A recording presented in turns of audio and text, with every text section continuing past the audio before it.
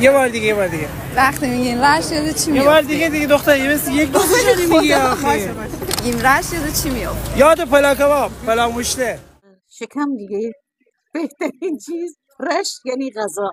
هست اشبال از خاویه دیگه میگن اشبال رشتی ها اینجا چی؟ ما ایشون رو بغل خورشت من دوتایی منو گفتم تره برچین بکن تره دستیم بکن خوبانه برچین بکن خوبانه برچین بکن پشتیلان دستیم بکن سبا بکن جدا بکن مشکی بادم جان ببر ورقه بادم جان ببر کشت بادم جان ببر قرمه بادم جان ببر شهرداری شهری که همیشه بیداری شهر زنده و بران 12 شب به بعد تازه شلوغیات شهرداری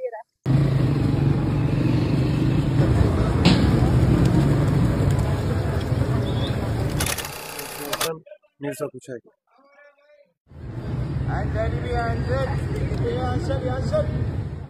خونگرمی مردمش، بارونش.